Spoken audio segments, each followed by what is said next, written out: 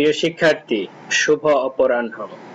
Sylhet divisional online স্কুলের পক্ষ থেকে সকলকে আজকের ক্লাসে স্বাগত জানাচ্ছি।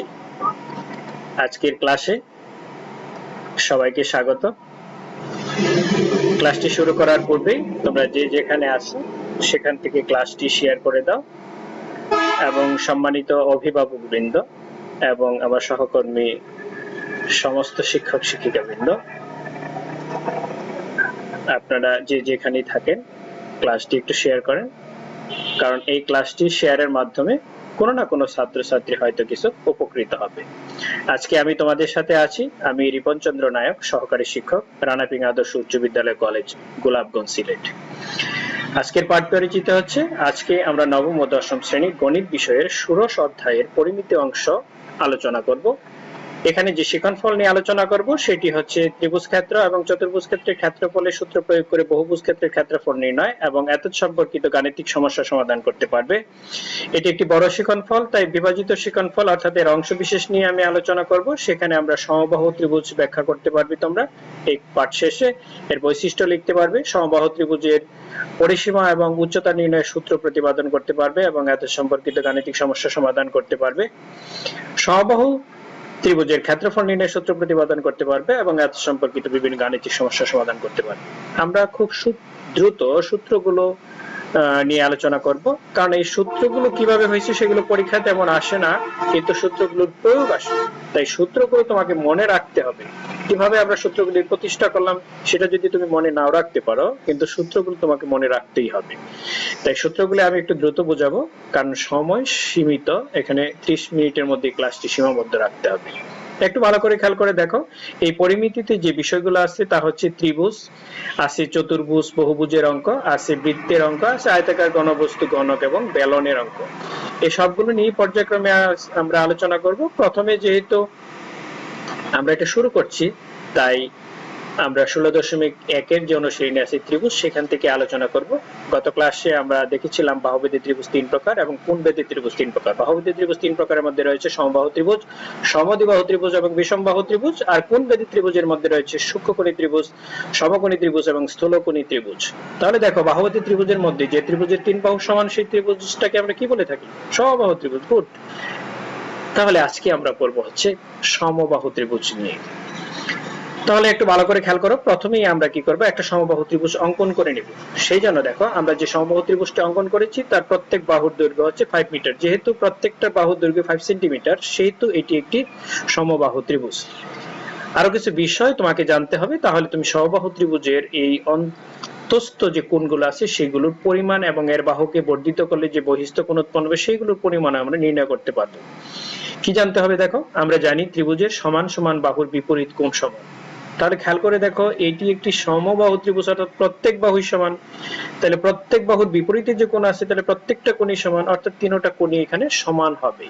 তাহলে দেখো, এখানে এবি বাহুর যে বিপরীত কোণ আছে সেটি হচ্ছে সি, আর বিসি বাহুর বিপরীতে যে কোণ আছে সেটি হচ্ছে এ, আর এসি বাহুর বিপরীতে যে কোণ আছে সেটি হচ্ছে বি। তাহলে সমবাহু ত্রিভুজের 3টি কোণ সমান হবে, কারণ এর 3টি বাহু সমান। তাহলে প্রতিটি কোণের পরিমাণ হবে, আমরা জেনেছি ত্রিভুজের যে কোণ ত্রিভুজ হোক সেটা যে 3টি কোণের পরিমাণ হচ্ছে 2 সমকোণ, 1 সরল কোণ অথবা 180 ডিগ্রি। তাই প্রতিটি অন্তস্থ কোণের পরিমাণ হবে এই 180 ডিগ্রিকে যদি আমরা 3 দিয়ে ভাগ করি, অর্থাৎ 60 ডিগ্রি। তাহলে দেখো, আমরা পেয়ে গেলাম এ কোণ হচ্ছে 60 ডিগ্রি, সি কোণ 60 ডিগ্রি, এ কোণ 60 ডিগ্রি এবং বি কোণ 60 ডিগ্রি। তাহলে একটু আমরা খেয়াল করে দেখি, একটু ভালো করে খেয়াল করো। এখন যদি বাহুকে বর্ধিত করে দিই, তাহলে দেখো যে বহিস্থ কোণটি উৎপন্ন হলো সেটা হচ্ছে এ সি ডি। তাহলে সেই বহিস্থ কোণের পরিমাণ কত হবে? এগুলো কিন্তু নির্দিষ্ট, তাই আমরা একটু গ্রাফিক্যালি দেখার চেষ্টা করছি। এই দেখো, বিসিডি হচ্ছে একটা সরল কোণ যার পরিমাণ 180 ডিগ্রি, আর ভিতরের অন্তস্থ কোণগুলো আমরা জেনে গেছি হচ্ছে প্রত্যেকটি 60 ডিগ্রি। তাহলে খেয়াল করে দেখো, এই বহিস্থ কোণটা 180 থেকে এই যে সি কোণ যেটা আছে অন্তস্থ সি কোণ, মানে সন্নিহিত অন্তস্থ যে সি কোণটা আছে সেই 60 ডিগ্রি বাদ দিলে আমরা পেয়ে যাব 120 ডিগ্রি। এভাবে তুমি সমবাহু ত্রিভুজের যে কোনো বাহুকে বর্ধিত করলে যে বহিস্থ কোণ উৎপন্ন হবে তা 120 ডিগ্রি হবে। আমি এটি অন্য আরেকটি পদ্ধতিতে তোমাকে দেখানোর চেষ্টা করব। তবে আরেকটা বিষয় একটু মনে রাখো, পরীক্ষায় এই ধরনের অবজেক্টিভ আসে যে সমবাহু ত্রিভুজের প্রতিটি কোণ কিন্তু এক সমকোণ অপেক্ষা ছোট, আর বাড়াইলে যে বহিস্থ কোণ উৎপন্ন হয় সেটা কিন্তু এক সমকোণ অপেক্ষা বড়। অর্থাৎ সমবাহু ত্রিভুজকে বাড়াইলে যে বহিস্থ কোণ উৎপন্ন হয় সেটি কিন্তু একটি স্থূলকোণ এবং যার পরিমাণ হচ্ছে 120 ডিগ্রি। এটি আমি আরেকটি ভিন্ন উপায়ে তোমাকে বোঝানোর চেষ্টা করছি, সেটা একটু খেয়াল করে দেখো। এই হচ্ছে একটি সমবাহু ত্রিভুজ যার বিসি বাহুকে ডি পর্যন্ত বাড়াই দিলাম, যে বহিস্থ কোণটি উৎপন্ন হলো সেটা হচ্ছে এসিডি বহিস্থ কোণ উৎপন্ন হয়েছে, সেটি হচ্ছে অর্থাৎ ত্রিভুজের একটি বাহুকে বর্ধিত করলে যে বহিস্থ কোণ উৎপন্ন হয় সেটি হচ্ছে বিপরীত অন্তঃস্থ কোণের সমষ্টির সমান। দেখো আমরা তোমাকে এই বাহুটা বাড়াই এইদিকে হয়েছে, অর্থাৎ সি বিন্দু দিয়ে বাড়ানো হয়েছে, যেটা আমি বললাম সেটা তোমাকে একটু লিখে দিচ্ছি, সেটা একটু খেয়াল করে নাও। ত্রিভুজের একটি বাহুকে বর্ধিত করলে যে বহিস্থ কোণ উৎপন্ন হয় তা ওই ত্রিভুজের বিপরীত অন্তঃস্থ কোণের সমষ্টির সমান। অর্থাৎ ভালো করে খেয়াল করে দেখো, সি বিন্দু দিয়ে বহিস্থ কোণ উৎপন্ন হয়েছে, তাই প্রথমে তোমাকে এই সি বিন্দুটি বাতিল করে দিতে হবে, ঠিক আছে? কারণ সি হচ্ছে সন্নিহিত অন্তঃস্থ, এখানে বলা হয়েছে বিপরীত অন্তঃস্থ, তাহলে বিপরীত অন্তঃস্থ হচ্ছে সি কোণকে বাদ দিয়ে, অর্থাৎ এ কোণ আর বি কোণের সমান। অর্থাৎ দেখো এই যে এ কোণ আর বি কোণ দুইটা যোগ করলেই আমরা কিন্তু এই বহিস্থ কোণটা পেয়ে যাচ্ছি। আশা করি বুঝতে পারছো। তাহলে ত্রিভুজের মানে সমবাহু ত্রিভুজের যে কোনো বাহুকে বাড়ালে যে বহিস্থ কোণ উৎপন্ন হয় সেটি একটি স্থূলকোণ এবং সেই কোণের পরিমাণ হচ্ছে 120 ডিগ্রি। এখন আমরা তোমাকে এই বিষয়টি আর একটু অন্যভাবে ব্যাখ্যা করছি, দেখো খেয়াল করে। এই যে বহিস্থ কোণটি উৎপন্ন হলো সেটা কিন্তু এ কোণ অন্তঃস্থ এ কোণ অপেক্ষা বড়, আবার অন্তঃস্থ বি কোণ অপেক্ষাও বড়। সেই জন্য আমরা বলতে পারি ত্রিভুজের এক বাহুকে বর্ধিত করলে যে বহিস্থ কোণ উৎপন্ন হয় সেটি হচ্ছে বিপরীত অন্তঃস্থ কোণের প্রত্যেকটি অপেক্ষা বৃহত্তর। অর্থাৎ 60 ডিগ্রি এ কোণ থেকেও বৃহত্তর, 60 ডিগ্রি বি কোণ থেকেও বৃহত্তর হচ্ছে বহিস্থ এ সি ডি কোণ। আশা করি বুঝতে পারছো। এখন দেখো আমরা একটু খুব দ্রুত তোমাকে দেখাচ্ছি যে অন্য দিক দিয়ে বাড়াইলেও একই কোণ উৎপন্ন হবে। যদি আমরা এই দিকে বাড়াইতাম তাহলে দেখো বিসিডি বহিস্থ কোণ উৎপন্ন হইতো। তুমি যদি তার পরিমাণটা একটু দেখতে চাও তাহলে একটু খেয়াল করে দেখো, এটা 120 হবে, তাই না? আবার খেয়াল করে দেখো এইটাকে যদি তুমি এইদিকে বাড়ানো হয়, দেখো একটু ভালো করে খেয়াল করে, তাহলে এইখানেও কিন্তু 120 ডিগ্রি হবে, কেননা এই যে ভিতরের যে কোণগুলি আছে সেগুলো তো 60 ডিগ্রি করে, তাহলে এইটা হবে এই যে এই দুইটা, অর্থাৎ এ কোণ আর সি কোণের সমষ্টির সমান। এটাকে যদি আমরা এই দিকে একটু বাড়াই, একটু ভালো করে খেয়াল করে দেখো, তাহলে কিন্তু বি বিন্দু দিয়ে বৃদ্ধি পাইছে, তাহলে এ কোণ আর এই যে সি কোণের সমষ্টির সমান।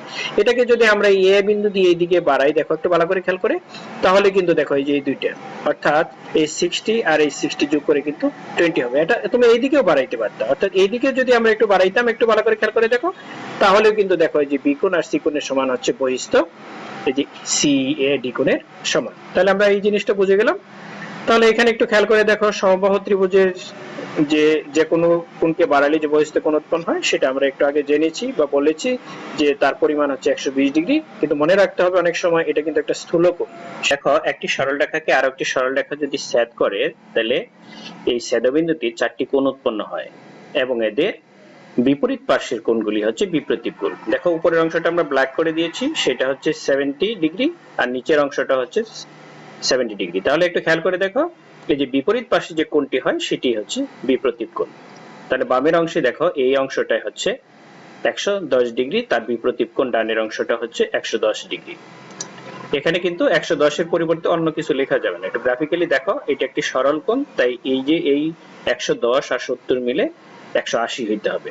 ডান দিকেও দেখো এরকম 180 হইতে হবে দুটো মিলে, এবং এই অংশটাও একটু খেয়াল করে দেখো, এখানেও কিন্তু আমাদের 180 হইতে হবে, এবং এই যে নিচের যে অংশটা আছে সেই অংশটাও কিন্তু 180 হইতে হবে। এখন আমরা এই সমবাহু ত্রিভুজের এর প্রয়োগটা দেখব, একটু ভালো করে খেয়াল করো। এ বি বাহুকে উভয় দিকে বাড়াই দিলাম, সি বাহুকে উভয় দিকে বাড়াই দিলাম এবং বিসি বাহুকে উভয় দিকে যদি বর্ধিত করি, তাহলে এখানে দেখো এই যে অন্তঃস্থ কোণটা সেটা কিন্তু কত 60 ডিগ্রি, তাহলে তার এই যে বিপরীত কোণ এখানে কিন্তু আসছে, তাই না? তাহলে এই কোণটাও 60 হবে। তাহলে এই দেখো আমরা এই যে 60 হয়েছে, এখন এই যে বি কোণটা আছে সেটাও কিন্তু 60 হয়ে থাকে, তাহলে তার বিপরীত কোণটা কিন্তু 60 ডিগ্রি হবে। তাহলে অন্তঃস্থ সি কোণ যদি 60 ডিগ্রি হয় তার বিপরীত কোণও 60 ডিগ্রি হবে। আবার এই অংশটা যদি একটু খেয়াল করে দেখো, এইটা কিন্তু আমাদের এই যে এই মিলে যদি আমরা চিন্তা করি 180 হইতো, তাহলে এটা 120, তাহলে তার বিপরীত কোণ কিন্তু 120 ডিগ্রি হবে। আবার এখানে যদি 120 ডিগ্রি কোণ উৎপন্ন হয় তাহলে তার বিপরীত কোণ 120 ডিগ্রি উৎপন্ন হবে। এখানে যদি 120 ডিগ্রি কোণ হয় তার বিপরীত কোণ 120 ডিগ্রি উৎপন্ন হবে। তাহলে খেয়াল করে দেখো, আমরা এখন একটু দেখব সমবাহু ত্রিভুজের প্রবৃদ্ধ কোণ কিভাবে উৎপন্ন হয়। তাহলে দেখো, এটি একটি সমবাহু ত্রিভুজ। এই বাহুটাকে আমরা যদি এইদিকে একটু বাড়াই নিই, এই যে এইরকম, তাহলে দেখো এটা 30 ডিগ্রি হবে। কেন 30 ডিগ্রি হবে? এই যে এইটুকু কিন্তু একটি হচ্ছে, এর ভিতরের কোণগুলো কিন্তু 60 ডিগ্রি, আর এই যে আমরা এটিকে বাড়াইলাম, দেখো এটা একটা সমকোণ তৈরি হয়েছে। একটু ভালো করে খেয়াল করে দেখো, এই কোণটি কিন্তু টোটাল কোণটি 90 ডিগ্রি। যেহেতু ত্রিভুজের কোণগুলি হচ্ছে 60 ডিগ্রি, তাহলে এই কোণটা হবে 30 ডিগ্রি। আবার এই বাহুকে যদি আমরা এই পর্যন্ত বর্ধিত করি, তাহলে এখানে আমরা একটা 90 ডিগ্রি পর্যন্ত পাইলাম, অর্থাৎ 90 ডিগ্রি বাড়াইলাম। দেখো ঘোরাইলাম, এবং এটাকে যদি আমরা আরো একটু ঘোরাই, একটু ভালো করে খেয়াল করে এই পর্যন্ত, অর্থাৎ আরো 90 ডিগ্রি ঘোরাই, তাহলে দেখো এখানে আরো 90 ডিগ্রি বা একটা সমকোণ পাচ্ছি এই অংশটা। আবার যদি এটাকে আমরা আরো একটু ঘোরাই, দেখো অর্থাৎ সমবাহু ত্রিভুজের ভূমি পর্যন্ত ঘোরাই, তাহলে দেখো আরো একটা 90 ডিগ্রি কোণ পাবো আমরা। তাহলে আমরা একটু খেয়াল করে দেখো, এই টোটাল যে বহিস্থ কোণটি তৈরি হলো, অর্থাৎ এই যে আমাদের ত্রিভুজটি আছে হচ্ছে এই যে সমবাহু ত্রিভুজ, তার এই যে টোটাল অংশটা যদি আমরা একটু খেয়াল করে দেখি, প্রথমে 30, তারপরে হচ্ছে 90, তারপরে 90, আরো একটা 90, অর্থাৎ এই টোটালটি হচ্ছে বহিস্থ কোণ। যেহেতু আমরা জানি 180 ডিগ্রি অপেক্ষা বড় এবং 360 ডিগ্রি অপেক্ষা ছোট কোণকে প্রবৃদ্ধ কোণ বলে, তাহলে এটি হচ্ছে প্রবৃদ্ধ কোণ। তাহলে আমরা একটা বিষয় জানতে পারলাম যে তুমি এদিকেও যদি এইদিকে বাড়াও, তাহলে প্রবৃদ্ধ কোণ একই হবে, আর এইদিকে যদি বাড়াও তাহলে একই হবে। অর্থাৎ সমবাহু ত্রিভুজের যে কোনো কোণের প্রবৃদ্ধ কোণের পরিমাণ হচ্ছে 300 ডিগ্রি। এখন আমরা দেখব এই সমবাহু ত্রিভুজের যে বৈশিষ্ট্যগুলো আছে, অর্থাৎ ত্রিভুজের যে তিনটি বৈশিষ্ট্যগুলো আমরা আগে দেখেছিলাম, যে তিনটি বাহু আছে, তিনটি কোণ আছে, তিনটি শীর্ষবিন্দু আছে, অর্থাৎ এই 9টি, এবং তিনটি কোণের সমষ্টি হচ্ছে 2 সমকোণ বা 180 ডিগ্রি। এই 10টি বৈশিষ্ট্য তো থাকবেই। সমবাহুর আরো স্পেশাল কিছু বৈশিষ্ট্য আছে, সেগুলো হচ্ছে সমবাহু ত্রিভুজের প্রতিটি কোণ সূক্ষ্মকোণ, এবং সমবাহু ত্রিভুজের প্রতিটি সূক্ষ্মকোণের পরিমাণ হচ্ছে 60 ডিগ্রি। সমবাহু ত্রিভুজের প্রত্যেক বাহুকে বর্ধিত করলে যে বহিস্থ কোণ উৎপন্ন হয় তা হচ্ছে 120 ডিগ্রি। সমবাহু ত্রিভুজের প্রত্যেক প্রবৃদ্ধ কোণের পরিমাণ হচ্ছে 300 ডিগ্রি। সমবাহু ত্রিভুজের প্রতিটি কোণের পূরক কোণ হচ্ছে 30 ডিগ্রি। কেন 30 ডিগ্রি? দেখো, আমরা জানি দুইটি কোণের সমষ্টি যদি 90 ডিগ্রি হয়, তবে একটি আরেকটির সম্পূরক মানে পূরক কোণ বলা হয়। তাহলে খেয়াল করে দেখো একটু, যেহেতু আমাদের প্রতিটি কোণ হচ্ছে 60 ডিগ্রি, তাহলে 90 ডিগ্রি থেকে 60 ডিগ্রি বিয়োগ দিলেই আমরা পেয়ে গেছি হচ্ছে 30 ডিগ্রি। এভাবে সমবাহু ত্রিভুজের প্রতিটি কোণের সম্পূরক কোণের পরিমাণ হবে 120 ডিগ্রি। কেন সম্পূরক 120 হচ্ছে? দেখো, কারণ আমরা জানি দুইটি কোণের সমষ্টি যদি 180 ডিগ্রি হয়, তবে একটি কোণকে অপরটি সম্পূরক কোণ বলে। তাহলে 180 থেকে আমরা এই যে 60 ডিগ্রি যদি বিয়োগ করি, যেহেতু সমবাহু ত্রিভুজের প্রতিটি কোণ 60 ডিগ্রি, তাহলে আমরা পেয়ে যাব হচ্ছে 120 ডিগ্রি। এখন দেখো, সমবাহু ত্রিভুজের প্রতি সাম্য রেখার সংখ্যা হচ্ছে 3টি। অবজেক্টিভ ধরনের প্রশ্ন আসছে, কারণ কেন 3টি? কারণ সমবাহু ত্রিভুজের 3টি বাহুই তো সমান, সেজন্য প্রতি সাম্য রেখার সংখ্যা হচ্ছে 3। আর সমবাহু ত্রিভুজের যে ত্রিভুজটি আছে সেটি সূক্ষ্মকোণী ত্রিভুজ হতে পারে। কেন সূক্ষ্মকোণী ত্রিভুজ হতে পারে? কারণ সমবাহু ত্রিভুজের প্রতিটি কোণই তো 60 ডিগ্রি। যেহেতু 3টি কোণ সূক্ষ্মকোণ হলে তাকে সূক্ষ্মকোণী ত্রিভুজ বলে, সেজন্য সমবাহু ত্রিভুজ অবশ্যই একটি সূক্ষ্মকোণী ত্রিভুজ। কিন্তু সমবাহু ত্রিভুজের কোনো কোণই সমকোণ বা স্থূলকোণ হইতে পারে না, বিধায় এটি স্থূলকোণী বা সূক্ষ্মকোণী ত্রিভুজ হতে পারে না। এখন আমরা গুরুত্বপূর্ণ এই অধ্যায়, অর্থাৎ নবম ও দশম শ্রেণীর অঙ্কগুলোতে যেগুলো সৃজনশীল অঙ্কে আসে, সেগুলো আমরা জানবো। আমরা এখানে 3টা সূত্র নিয়ে আজকে আলোচনা করব খুব দ্রুত, এবং সেই সংক্রান্ত কিছু নরমাল অঙ্ক আজকে করব। আগামী ক্লাসে আমরা তোমাদের গুরুত্বপূর্ণ অঙ্কগুলো করব। তাহলে খেয়াল করে দেখো, এ বি সি এই হচ্ছে একটি সমবাহু ত্রিভুজ, যার প্রতিটি বাহুর দৈর্ঘ্য হচ্ছে a। তাহলে দেখো, সমবাহু ত্রিভুজের পরিসীমা যদি বের করতে চাই, আমরা 3টা বাহু যোগ করলেই হবে। দেখো, এ বি যোগ হচ্ছে বিসি, তারপরে যোগ হচ্ছে এই যে এসি বাহুটা দেখতেছো, সেটা এসি।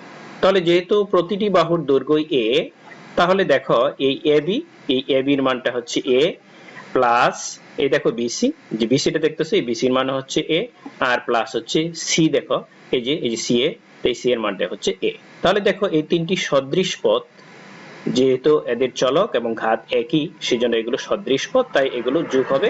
অর্থাৎ এই এই তিনটা যদি আমরা যোগ করি, তাহলে আমরা পাচ্ছি হচ্ছে 3a। তাহলে আমরা সমবাহু ত্রিভুজের পরিসীমা পাইলাম হচ্ছে এর 3টি বাহুর দৈর্ঘ্যের সমষ্টি বা যোগফল। তাহলে সমবাহু ত্রিভুজের পরিসীমা এর 3 বাহুর দৈর্ঘ্য বা যোগফলের সমষ্টি। তাহলে আমরা এখন অঙ্ক করব, একটু দেখো। একটু খেয়াল করে দেখো, একটি সমবাহু ত্রিভুজের প্রত্যেক বাহুর দৈর্ঘ্য যদি 8 মিটার হয়ে থাকে, একটু খেয়াল করে দেখো 8 মিটার, তাহলে এর পরিসীমা কত হবে? একটু খেয়াল করে দেখো, প্রথমে যা দেওয়া থাকে তুমি সেগুলো আগে লিখবা। তাহলে দেওয়া আছে দেখো, সমবাহু ত্রিভুজের প্রত্যেক বাহুর দৈর্ঘ্য হচ্ছে a সমান 8 মিটার। তাহলে সমবাহু ত্রিভুজের ক্ষেত্রে তুমি প্রত্যেক বাহুর দৈর্ঘ্য কিন্তু a চলকে প্রকাশ করবে, ঠিক আছে? তাহলে দেখো a সমান হচ্ছে 8 মিটার। এখানে সংখ্যাটা বদলিতে পারে, যে সংখ্যা প্রশ্নে থাকবে সেটি ব্যবহার করবে। এখন তুমি যে সূত্র থাকবে সেই সূত্র ব্যবহার করবে। দেখো তোমাকে চাওয়া হয়েছে পরিসীমা, তাহলে পরিসীমা সূত্র আগে আমরা একটু আগে বের করলাম, তাহলে আমরা সেই সূত্রটি লিখবো। সমবাহু ত্রিভুজের পরিসীমা হচ্ছে 3a একক। তাহলে দেখো সমবাহু ত্রিভুজটির পরিসীমা হবে 3a ইনটু a তো আমরা জেনে গেছি এখানে কত 8, তাহলে এখান থেকে আমরা 8 এনে এখানে গুণ করে দিলাম, তাহলে হচ্ছে 24 মিটার। তাহলে দেখো সমবাহু ত্রিভুজটির পরিসীমা বের করে দিলাম। অঙ্ক করতে খুব বেশি সময় লাগে না, তুমি খালি সূত্রটা বুঝিয়ে যদি প্রয়োগ করতে পারো তাহলে তোমার অঙ্কটা হয়ে যাবে। এখন আমরা ঠিক তার উল্টা কাজটি করব, সেটি হচ্ছে সমবাহু ত্রিভুজের পরিসীমা থেকে কিভাবে আমরা বাহুর দৈর্ঘ্য বের করি। খেয়াল করে দেখো প্রশ্নটি কি আছে, সমবাহু ত্রিভুজের পরিসীমা হচ্ছে 24 মিটার, তাহলে এর বাহুর দৈর্ঘ্য কত? প্রথমে প্রশ্নে যা দেওয়া থাকবে সেটা লিখবা। দেওয়া আছে সমবাহু ত্রিভুজের পরিসীমা হচ্ছে 24 মিটার আর বাহুর দৈর্ঘ্য জানো না, তাই তুমি ধরে নিবা মনে করি সমবাহু ত্রিভুজের প্রত্যেক বাহুর দৈর্ঘ্য সমান a মিটার। অর্থাৎ প্রশ্নে এখন কি দেওয়া আছে সেটি তোমার খুব ভালো করে খেয়াল করতে হবে। দেওয়া আছে কিন্তু দেখো ভালো করে কি পরিসীমা, তাই তোমাকে এখন পরিসীমা সূত্র লিখতে হবে। যদি এখানে ক্ষেত্রফল দেওয়া থাকতো তাহলে কিন্তু তুমি ক্ষেত্রফলের সূত্র লিখতে হতো। যদি তোমার এখানে উচ্চতা দেওয়া থাকতো তাহলে কিন্তু তোমাকে উচ্চতা সূত্র লিখতে হতো। তাহলে এখানে পরিসীমা দেওয়া আছে 24 মিটার, তাই তুমি পরিসীমা সূত্র লিখবা। তাহলে লিখবা আমরা জানি সমবাহু ত্রিভুজের পরিসীমা সমান হচ্ছে 3a মিটার। তাহলে দেখো এই যে পরিসীমা আমরা দুইটা পেয়ে গেলাম, একটা আমরা সূত্রে লিখেছি আর একটা প্রশ্নে দেওয়া আছে। দুইটাই যেহেতু পরিসীমা তাহলে দুইটা একই জিনিস, তাই আমরা লিখতে পারি প্রশ্ন মতে এই যে পরিসীমা 3a সমান হচ্ছে এখানে যে পরিসীমা আছে 24 এইটা। তাহলে এটা আমরা সরল করব, অর্থাৎ আমরা সমাধান করে এর মানটা বের করে নিব। 3a সমান 24, তাহলে a সমান হচ্ছে 24/3। তাহলে 24 কে যদি আমরা 3 দিয়ে ভাগ করি তাহলে আমরা পাচ্ছি 8, অর্থাৎ a সমান হচ্ছে 8। দেখো আমরা পেয়ে গেলাম সমবাহু ত্রিভুজের প্রত্যেক বাহুর দৈর্ঘ্য হচ্ছে 8 মিটার। এখন আমরা সমবাহু ত্রিভুজের উচ্চতার সূত্র নির্ণয় করব এবং সেখানে কিছু অঙ্ক করব। একটু ভালো করে খেয়াল করে দেখো, মনে করি এবিসি একটি ত্রিভুজ যার এবি সমান এ, বিসি সমান এ এবং এসি সমান এ, অর্থাৎ তিন বাহুই সমান, তাই এটি একটি সমবাহু ত্রিভুজ। তাহলে এর উচ্চতা হচ্ছে, একটু ভালো করে খেয়াল করে দেখো, আমরা এই অংশটা থেকে অর্থাৎ এটি লম্ব একে, এই যে অংশটা আছে এটা থেকে আমরা পিথাগোরাসের সূত্র প্রয়োগ করে আমরা এর উচ্চতা নির্ণয় করার চেষ্টা করি। প্রথমে একটু খেয়াল করে দেখে নাও, এই যে এই অংশটাই হচ্ছে উচ্চতা অর্থাৎ এডি। তাহলে এডি হচ্ছে উচ্চতা, অর্থাৎ এডির মান যদি আমি বের করতে পারি তাহলে কিন্তু উচ্চতা বেরিয়ে গেল। তাহলে একটু খেয়াল করে দেখো, এই এডি বের করার জন্য আমাকে দেখতে হবে এই এডি হচ্ছে অর্থাৎ এডিসি ত্রিভুজের, অর্থাৎ এটি একটি সমকোণী ত্রিভুজ। কেন সমকোণী ত্রিভুজ হলে দেখো সমবাহু ত্রিভুজের এই যে শীর্ষ যে কোণটা আছে শীর্ষকোণ থেকে ভূমির উপর যদি লম্ব অঙ্কন করা হয় তাহলে দুই পাশে দুইটি সমকোণী ত্রিভুজ উৎপন্ন হয় এবং এই ভূমিকে কিন্তু সমদ্বিখণ্ডিত করে। অর্থাৎ আমরা বলতে পারি যে বিডি সমান কিন্তু সিডি, অর্থাৎ ডিসি সমান হচ্ছে এর অর্ধেক। তাহলে একটু খেয়াল করে দেখো, এইটি হচ্ছে লম্ব বা উচ্চতা, আর এই যে ডিসি যেটা একটু খেয়াল করে দেখো সেটি হচ্ছে ভূমি, আর এআইসি হচ্ছে অতিভুজ। তাহলে দেখো পিথাগোরাসের উপপাদ্য যদি আমরা একটু খেয়াল করি তাহলে আমরা দেখতে পারি যে সমকোণী ত্রিভুজের অতিভুজের উপর অঙ্কিত বর্গক্ষেত্রের ক্ষেত্রফল অপর দুই বাহুর উপর অঙ্কিত বর্গক্ষেত্রের ক্ষেত্রফলের সমষ্টির সমান। তাই আমরা গাণিতিকভাবে যদি লিখতে পারি হচ্ছে অতিভুজ স্কয়ার সমান হচ্ছে লম্ব স্কয়ার প্লাস ভূমি স্কয়ার। যেহেতু আমরা লম্ব বের করব তাই আমাকে এই পিথাগোরাসের উপপাদ্যের রূপটাই যদি আমরা একটু এইভাবে লিখি, অর্থাৎ লম্ব স্কয়ার সমান হচ্ছে অতিভুজ স্কয়ার মাইনাস ভূমি স্কয়ার। তাহলে শুধু লম্ব সমান হবে দেখো √2 অতিভুজ স্কয়ার মাইনাস হচ্ছে ভূমি স্কয়ার। তাহলে দেখো আমরা লম্ব তো আছি এডি, তাহলে এডি সমান হচ্ছে অতিভুজ মানে হচ্ছে এসি, তাহলে এসি স্কয়ার মাইনাস হচ্ছে ডিসি স্কয়ার, এটা হচ্ছে ভূমি, অর্থাৎ অতিভুজ স্কয়ার মাইনাস হচ্ছে এটা হচ্ছে ভূমি স্কয়ার। তাহলে একটু খেয়াল করে দেখো আমরা এর মানগুলো বসাই দিতে পারি, কিন্তু এই ডিসির মান আমাদের জানা নেই। একটু ভালো করে খেয়াল করো, একটু আগেই যা বললাম সেটা হচ্ছে শীর্ষ এই যে সমবাহু ত্রিভুজের এই যে শীর্ষে যে কোণটি আছে সেই কোণ থেকে যদি ভূমির উপর লম্ব আঁকা করা হয় তাহলে ভূমিকে সমান দুই ভাগে ভাগ করবে, অর্থাৎ এই ডিসি হচ্ছে টোটাল বিসির অর্ধেক। তাহলে এই যে ডিসিটা হচ্ছে এই যে টোটাল যে বিসিটা আছে তার অর্ধেক, তাহলে আমরা লিখতে পারি হচ্ছে BC/2। এখন এই এসির মান হচ্ছে এ আর বিসির মান হচ্ছে এ, আমরা এই মানটা এখন বসাই দিব। তাহলে একটু খেয়াল করে দেখো, এটা মান লিখলাম a² আর এটা হচ্ছে a/2 হোল স্কয়ার। তাহলে আমরা যদি এই স্কয়ারটাকে ভাঙাই তাহলে হচ্ছে এটা a স্কয়ার আর এটা হচ্ছে a স্কয়ার বাই 4। আমরা যদি এখানে একটু সরল করি তাহলে একটু কি পাবো, দেখো লসাগু পাবো হচ্ছে 4। একটু ভালো করে খেয়াল করো, লসাগু 4 পাচ্ছি, তাহলে a স্কয়ারের নিচে একটা 1 আছে, 1 দ্বারা 4 কে ভাগ করলে হবে 4, এই 4 দ্বারা a স্কয়ার কে গুণ করলে হবে 4a স্কয়ার, আর মাইনাস তো আছেই, আর এই 4 দ্বারা 4 কে ভাগ করলে পাবো হচ্ছে 1, এই 1 দ্বারা উপরে a স্কয়ার কে গুণ করলে পাবো আমরা হচ্ছে a স্কয়ার। তাহলে এটাকে যদি আমরা একটু সরল করি তাহলে নিচে আমরা তো 4 পাচ্ছি, আর উপরের দুইটা পদই হচ্ছে সদৃশ্য পদ, কারণ এদের চলক ও ঘাতের মিল আছে, তাই এরা সদৃশ্য পদ বলে আমরা বিয়োগ করতে পারবো। অর্থাৎ 4টা স্কয়ার থেকে একটা স্কয়ার যদি আমরা বিয়োগ করি তাহলে আমরা পাচ্ছি 3টা স্কয়ার। তাহলে এটা রোডটা যদি অপসারণ করার চেষ্টা করি তাহলে নিচ থেকে হবে, দেখো এটা 2, আর উপরে 3 এর উপর থেকে যাবে, যেহেতু 3টা পূর্ণবর্গ সংখ্যা নয়, তাহলে রোড 3 আর a স্কয়ারের রোটের স্কয়ার ক্যান্সেল হয়ে a হবে। তাহলে এটাই আমাদের হচ্ছে উচ্চতার সূত্র। তবে অবজেক্টিভের জন্য এটাকে আমরা একটু এইভাবে লিখতে পারি, a/2 অর্থাৎ বাহু বাই 2, অর্থাৎ বাহুকে অর্ধেক করে রোড 3 দ্বারা গুণ করা। একটু ভালো করে খেয়াল করে দেখো, সমবাহু ত্রিভুজের বাহুর দৈর্ঘ্যকে অর্ধেক করে রোড 3 দিয়ে গুণ করলে কিন্তু উচ্চতা পাওয়া যায়। আমরা এখন এই উচ্চতা নির্ণয়ের একটু অঙ্ক দেখব। একটু ভালো করে খেয়াল করো, সমবাহু ত্রিভুজের প্রত্যেক বাহুর দৈর্ঘ্য 4 মিটার হলে এর উচ্চতা কত? তাহলে আমরা প্রথমে যেটি দেওয়া আছে সেটি লিখে ফেলবো। সেটি হচ্ছে সমবাহু ত্রিভুজের প্রত্যেক বাহুর দৈর্ঘ্য a সমান হচ্ছে 4 মিটার। এখন উচ্চতা যেহেতু চাওয়া হয়েছে আমরা উচ্চতা সূত্রটি লিখবো। সমবাহু ত্রিভুজের উচ্চতা সমান হচ্ছে √3/2a একক। তাহলে আমরা সমবাহু ত্রিভুজটির উচ্চতা হবে √3/4 ইনটু এর মান তো আমরা এখানে জানি হচ্ছে কত 4, তাহলে 4 এনে এখানে আমরা গুণ করে দিলাম 4 মিটার। এখন এই 2 দ্বারা 4 কে যদি আমরা ভাগ করি তাহলে আমরা পাচ্ছি হচ্ছে 2, আর 2 আর √3 গুণ করে হচ্ছে 2√3 মিটার। তাহলে আমরা পেয়ে গেলাম সমবাহু ত্রিভুজের উচ্চতা। এখন আমরা ঠিক তার উল্টা কাজটি করব, সেটি হচ্ছে যদি উচ্চতা দেওয়া থাকে তাহলে আমরা কিভাবে বাহুর দৈর্ঘ্য নির্ণয় করব। অর্থাৎ সমবাহু ত্রিভুজের উচ্চতা হচ্ছে 2√3 মিটার, তাহলে এর বাহুর দৈর্ঘ্য নির্ণয় করো। তাহলে প্রথমেই দেওয়া আছে উচ্চতা, তাই আমরা লিখে ফেলবো সমবাহু ত্রিভুজের উচ্চতা হচ্ছে 2√3 মিটার, আর বাহুর দৈর্ঘ্যটা আমরা ধরে নিব, মনে করি সমবাহু ত্রিভুজের প্রত্যেক বাহুর দৈর্ঘ্য সমান হচ্ছে a মিটার। এখন আমাকে একটু খেয়াল রাখতে হবে, এখানে যেটা প্রশ্নে দেওয়া থাকে সেটি আমাকে লিখতে হয়, সেই সূত্র। যেহেতু এখানে উচ্চতা দেওয়া আছে তাহলে আমাকে এখানে উচ্চতার সূত্র লিখতে হবে। যদি ক্ষেত্রফল দেওয়া থাকতো তাহলে কিন্তু আমি ক্ষেত্রফলের সূত্র লিখতাম, যদি পরিসীমা দেওয়া থাকে তাহলে আমি পরিসীমার সূত্র লিখতাম। এখন উচ্চতা দেওয়া আছে তাই আমি উচ্চতার সূত্র লিখবো। তাহলে আমি লিখবো, আমরা জানি সমবাহু ত্রিভুজের উচ্চতা সমান হচ্ছে √3/2a মিটার। তাহলে দেখো আমরা উচ্চতার দুইটা জিনিস পেয়ে গেলাম, যে দুইটা এই দুইবার দেওয়া আছে, একটা প্রশ্নে দেওয়া আছে আর একটা সূত্রের মাধ্যমে পেলাম, দুইটি হচ্ছে উচ্চতা, এই দুইটি উচ্চতায় কি হবে? সমান হবে। তাহলে আমরা লিখতে পারি প্রশ্ন মতে এই যে উচ্চতা √3/2 ইনটু a, আর এখানে যে দেওয়া আছে 2√3 সেটি হচ্ছে উচ্চতা, তাহলে সেটা আমরা নিয়ে আসলাম, এই দুইটা সমান হবে। এখান থেকে এর মান বের করলেই হয়ে যাবে।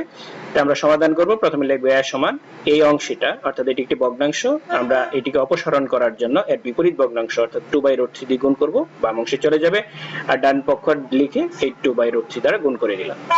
তাহলে দেখো 2√3 কে আমরা যদি 3 দিয়ে ভাগ করি তাহলে আমরা পাচ্ছি এখানে 2, তাহলে a সমান আমরা পেয়ে গেলাম 2 গুণে 4, অর্থাৎ a সমান হচ্ছে 4। তাহলে আমরা পেয়ে গেলাম সমবাহু ত্রিভুজের প্রত্যেক বাহুর দৈর্ঘ্য হচ্ছে 4 মিটার। তাহলে আমরা উচ্চতার দুটি অঙ্ক করে ফেললাম। এখন আমরা সমবাহু ত্রিভুজের ক্ষেত্রফল নির্ণয় করব। আগে সূত্র নির্ণয় করে নিই। কিভাবে সূত্র দেখো, মনে করি ABC একটি ত্রিভুজ, এর AB সমান হচ্ছে ABC সমান A এবং AC সমান A, সুতরাং এটা আমরা বলতে পারি এটি একটি সমবাহু ত্রিভুজ, যেহেতু তিনটি বাহুই সমান। তাহলে দেখ, একটু ভালো করে খেয়াল করো, আমরা জানি ত্রিভুজের ক্ষেত্রফল হচ্ছে হাফ ভূমি গুণ উচ্চতা, তাহলে আমাদের এই সমবাহু ত্রিভুজের ক্ষেত্রফল হবে হাফ ভূমি গুণ উচ্চতা। তাহলে দেখো এখানে উচ্চতাটা যদি আমরা একটু খেয়াল করি, বের করতে চাই, অর্থাৎ এই মানগুলো যদি বের করতে চাই তাহলে আমার ক্ষেত্রফল বেরিয়ে যাবে। মূলত ভূমি তো দেওয়াই আছে, একটু খেয়াল করে দাও, তাহলে হাফ তো এখানে আছে, একটু খেয়াল করে, তারপরে দেখো ভূমি, ভূমি এখানে কিন্তু BC আছে, এই যে BC আছে এবং তার মানও আছে, আমরা এখানে BC লিখে নিলাম, তারপরে গুণ হচ্ছে দেখো উচ্চতা। তাহলে দেখো এই ত্রিভুজের উচ্চতা অর্থাৎ এই শীর্ষ যে বিন্দুটা আছে, এই শীর্ষ বিন্দু থেকে ভূমির উপর যখন লম্ব অঙ্কন করব সেটি হবে এখানকার উচ্চতা। তাহলে এই AD হচ্ছে উচ্চতা, তাহলে AD দিয়ে এখানে গুণ করে ফেলবো আমরা, তাহলে AD আমরা এখানে পেয়ে গেলাম। এই এখন AD এর মান অর্থাৎ উচ্চতার মান আমরা বসাবো। তাহলে এটুকু সরল করি আমরা, এটা হচ্ছে হাফ, আর এটার মান তো আমরা a এখানে পেয়ে গেলাম BC, কিন্তু AD এর মান আমার এখানে নাই, কিন্তু একটু আগে আমরা বের করেছি, একটু ভালো করে খেয়াল করে দেখো, এই যে √3/2a। তাহলে আমরা এটা এখানে নিচে নিয়ে আসলাম, এই যে। তাহলে দেখো আমরা যদি এখানে একটু সরল করি, নিচে গুণ করি, এই 2 আর একটু গুণ করি, তাহলে নিচে হয়ে যাবে এটা হলো 4, আর এই উপরে দেখো 1 আছে আর √3 আছে, অর্থাৎ শুধু √3 1 দিয়ে গুণ করলে তো কোনো সংখ্যা বাড়েও না কমে না, তাই এটা পেয়ে গেলাম হচ্ছে √3, তার উপরে হয়ে গেল √3, আর নিচে এই যে রেখা ওই যে এই পাশে উপরে একটা a রয়েছে, এখানেও একটা a রয়েছে, দুইটা a আমরা এখন কি করে দেব, গুণ করে দেব। তাহলে দুইটা a যদি আমরা এখন গুণ করে দিই তাহলে এগুলো স্কয়ার। আমরা পেয়ে গেলাম হচ্ছে আমাদের ক্ষেত্রফলের সূত্র খুব সহজেই। তাহলে দেখো সমবাহু ত্রিভুজের ক্ষেত্রফলের সূত্রটি হচ্ছে, সমবাহু ত্রিভুজের ক্ষেত্রফল হচ্ছে √3/4 স্কয়ার, তাহলে এটা বর্গ একক হবে। তাহলে দেখো আমরা পেয়ে গেলাম হচ্ছে ক্ষেত্রফলের সূত্র। আমরা এখন এখান থেকে অঙ্ক করতে পারি। তাহলে দেখো আমরা কি করব, কি বাহুর দৈর্ঘ্য দেওয়া থাকলে আমরা কিভাবে ক্ষেত্রফল বের করি সেই অঙ্কটি দেখো। একটি সমবাহু ত্রিভুজের প্রত্যেক বাহুর দৈর্ঘ্য হচ্ছে 6 মিটার, তাহলে এর ক্ষেত্রফল নির্ণয় করো। তাহলে একটু খেয়াল করে দেখো, দেওয়া আছে হচ্ছে সমবাহু ত্রিভুজের প্রত্যেক বাহুর দৈর্ঘ্য a সমান হচ্ছে 6 মিটার। তাহলে যেহেতু ক্ষেত্রফল বের করতে হবে, তাহলে ক্ষেত্রফলের সূত্রটি আমাকে লিখতে হবে, যা আমি এইমাত্র বের করলাম, সেটি হচ্ছে √3/4 স্কয়ার। তাহলে আমরা লিখব সমবাহু ত্রিভুজটির, অর্থাৎ ত্রিভুজটির ক্ষেত্রফল হচ্ছে √3/4, আর এর মান আমরা এখানে বসাই দেব। দেখো 6 আছে, এই 6টাই এখানে বসাই দিয়ে, আর এর উপর স্কয়ার আছে তাই আমরা একে স্কয়ার দিব। তাহলে খেয়াল করে দেখো, এইটা তো আসেই হচ্ছে √3/4, আর এটা স্কয়ার করলে হবে 636 বর্গ মিটার। আমরা এই 4 দ্বারা 36 কে ভাগ করলে হবে 9 হবে, তাহলে 9√3 বর্গ মিটার হয়ে গেল এর ক্ষেত্রফল। তাহলে আমরা সমবাহু ত্রিভুজটির ক্ষেত্রফল পেয়ে গেলাম হচ্ছে 9√3 বর্গ মিটার। আমরা এখন এর উল্টা যে অঙ্কটি আছে সেটি একটু খেয়াল করব, যে অর্থাৎ ক্ষেত্রফল দেওয়া থাকলে আমরা কিভাবে বাহুর দৈর্ঘ্য বের করব। তাহলে একটু খেয়াল করে দেখো, দেওয়া আছে হচ্ছে সমবাহু ত্রিভুজের ক্ষেত্রফল হচ্ছে 4√3, তো বাহুর দৈর্ঘ্য আমরা জানি না, তাই লিখবো মনে করি সমবাহু ত্রিভুজের প্রত্যেক বাহুর দৈর্ঘ্য সমান হচ্ছে a মিটার। এখন যেহেতু এখানে ক্ষেত্রফল দেওয়া আছে, তাই আমাকে ক্ষেত্রফলের সূত্র লিখতে হবে। তাহলে ক্ষেত্রফলের সূত্র আমরা লিখবো সমবাহু ত্রিভুজের ক্ষেত্রফল হচ্ছে √3/4 * a স্কয়ার বর্গ মিটার। তাহলে আমরা পেয়ে গেলাম হচ্ছে আমাদের দুইটি ক্ষেত্রফল। প্রশ্নমতে আমরা লিখতে পারি এই দুইটি ক্ষেত্রফল সমান। তাহলে আমরা লিখতে পারি প্রশ্নমতে দেখো এইটা, অর্থাৎ এইটাকে আমরা আগে আনছি, আর এই যে 4√3টাকে পরে লিখছি কেন, কারণ আমরা তো চলকের মানটাই বের করব, অর্থাৎ a এর মান বের করব, এইজন্য একে আমরা বাম পাশে লিখতে পারি। ঠিক আছে, মাইনাস থাকলে হয়তো ডান পাশে লিখতাম। তাহলে একটু খেয়াল করো, প্রথমে আমরা এখান থেকে স্কয়ারের মান বের করব, এর বিপরীত ভগ্নাংশ দিয়ে গুণ করেছি, অর্থাৎ 4/√3 দিয়ে গুণ করেছি, আর এখানেও আমরা ডান পক্ষেও 4/√3 দিয়ে গুণ করব। তাহলে একটু খেয়াল করো, 4√3 কে √3 দিয়ে যদি আমরা একটু ভাগ করি তাহলে আমরা পাবো হচ্ছে 4।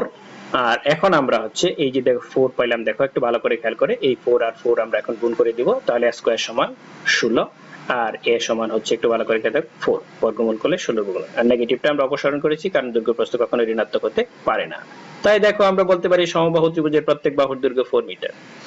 তাহলে আমরা অনেকগুলো অঙ্ক করলাম, এখন আমরা দেখব, তোমরা বাসায় এগুলো খেয়াল করবা, যে সমবাহু ত্রিভুজের প্রতিটি বাহুর দৈর্ঘ্য a হলে এর পরিসীমার যে সূত্রটি আছে সেটি একটু মনে করবা, সেটা হচ্ছে √3a, আর এর উচ্চতা নির্ণয়ের সূত্রটি একটু মনে রাখবা, √3/2 a একক, আর হচ্ছে সমবাহু ত্রিভুজের ক্ষেত্রফল হচ্ছে √3/4 a স্কয়ার বর্গ একক। তাহলে দেখো তোমাদের খুব অল্প একটা বাড়ির কাজ থাকবে, খুব ছোট্ট একটা বাড়ির কাজ, সেটা হচ্ছে একটি সমবাহু ত্রিভুজের ক্ষেত্রফল দেওয়া আছে, এর বাহুর দৈর্ঘ্য এবং উচ্চতা নির্ণয় করা। বাসায় প্র্যাকটিস করবে। সকলকে ধন্যবাদ জানিয়ে আজকের ক্লাস এখানে শেষ করছি।